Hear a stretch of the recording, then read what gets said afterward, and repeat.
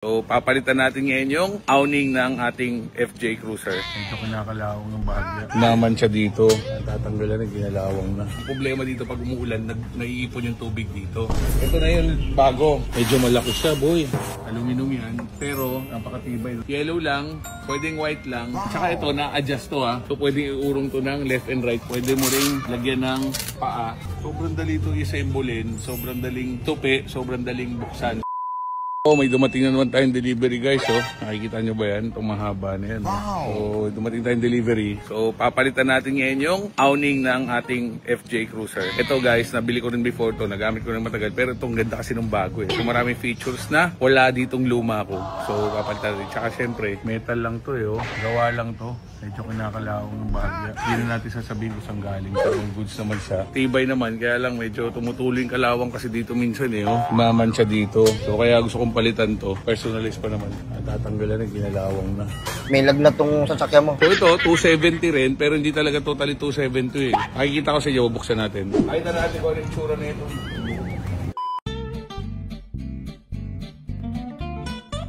Okay naman din siya, kasi semi-270 na rin ako. Ayan, matami natin pupunta dito. Okay. Dito.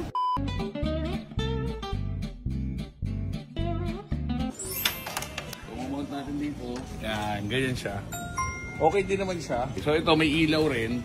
Pero ito guys, locally made to. Ang problema dito pag umuulan, naiipon yung tubig dito.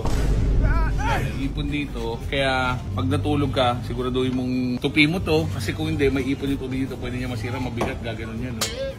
Tapos yung finish, syempre, hindi sobrang ganda. So, ganito yung mga arm niya. May ilaw na rin yan, kasama na rin. So, yan, papalitan natin to guys. Yung papalit natin, buo na siya. Nabili natin, syempre, kay Yogi, The Mechanics.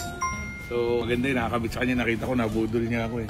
Pero mas maganda siya, iba-beauty niya. Parang lait sa kanya yun.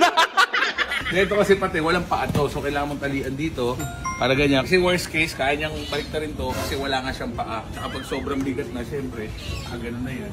Pwedeng mapuwersa yung roof rack natin. So ipapalit natin ngayon, pwedeng freestanding, pwedeng may paa, at merong nakatukod doon para hindi maipon yung tubig. At saka aluminum. Full aluminum na yung kakabit natin kung pwede sa metal. Sobrang bigat na ito guys. Kalasin na natin.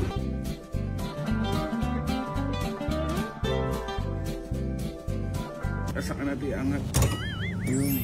So quick release din siya, pero kinakalawang na yun.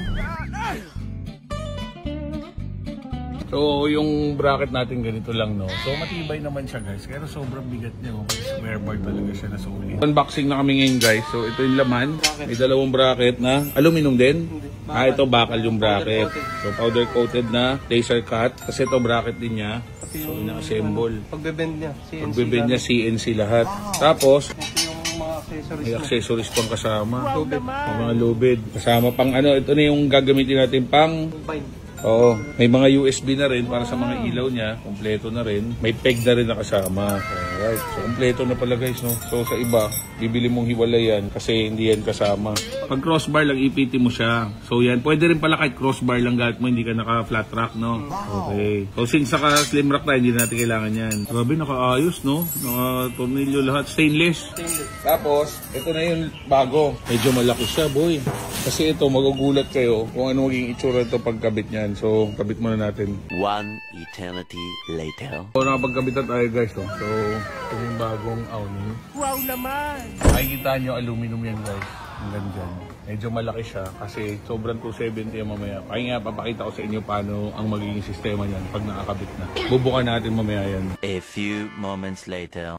Ay, kabit na natin, sakto-sakto dito. Mas maganda sana kung may taas pa natin, pero since sa tama na dito, ito yung pinakasaktong sukat plus nabubuksan natin ang hindi siya sasayan.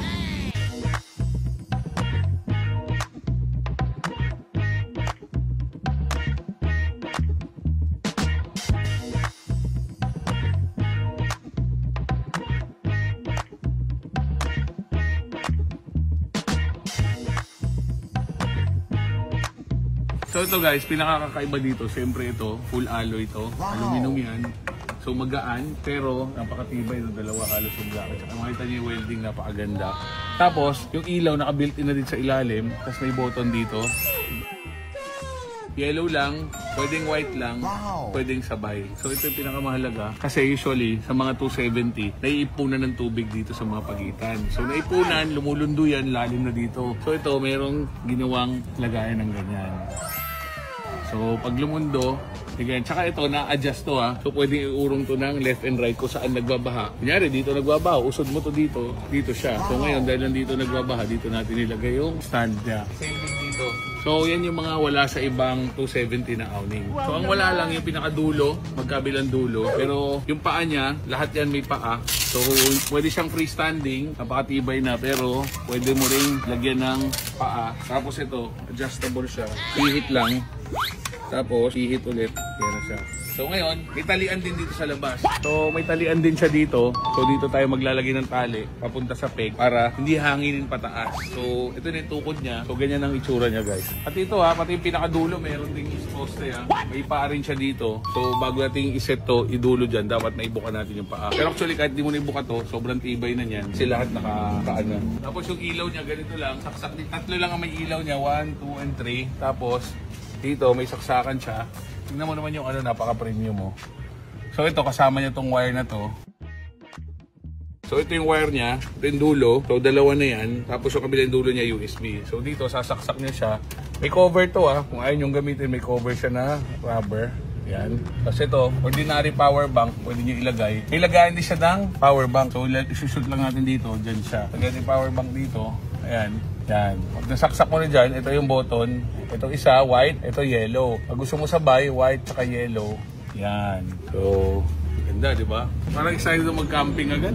Wow naman! Gusto ko mag-camping agad kahit ano, dito na lang sa labas sa ano, gate. Ay, sa kalsada, pwede na mag-camping. So yan, yan ang setup niya. Pakita natin yung video sa taas, makita niyo kung gaano siya kalaki. Sobrang laki nito. So pakikita natin yung picture ng luma. Ito yung itsura ng luma. Lagay din natin dito yung picture ng top view. Tapos sa mga interesado guys, message nyo na lang si Emmanuel Bernardo. So sa mga magtatanong guys kung magkano, 32,000. Done deal kami ni Boss Yogi. So pag kailangan nyo ng ganyan guys, message nyo, lagay natin yung page dito. Emmanuel Bernardo. Siya rin yung tinatawag natin si The Mechanic. So gumagawa ng mga big bikes yan. So mekaniko ng mga big bike, maraming hindi nakakilala sa kanya pero maraming grupo to eh. So motor nila Mau, Manikis, nila Motodeck, magkakababata sila, magkakabarkan sila. Siya gumagawa nun. So message siya kahit may mga tanong kayo sa motor, pwede kayo mag-inquire sa kanya. Kung gusto nyo bumili ng motor, Kuya Jet.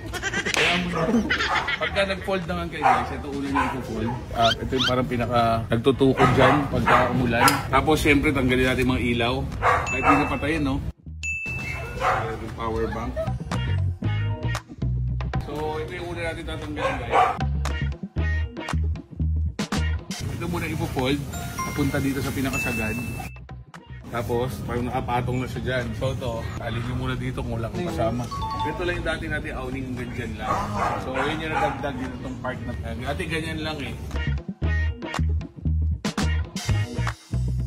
Sobrang dali ito i-assemble-in, sobrang daling tupi, sobrang daling buksan. So kahit mag-isa ka pwede.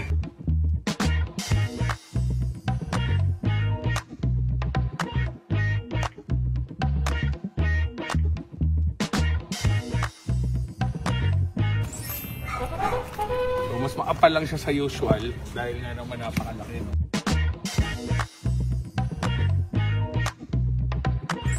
So, isip na lang dyan. Makapal lang doon, ayusin natin mamaya yung pag-fold. Pero importante, isasara niyo siya from ganito, papunta sa kaninang napakalaking lona. Pwede pang party. Hindi tayo manghirap kay Barangay Captain sa aking kagawad ng tent. Meron tayong tent sarili. Ako yung buong kalsada.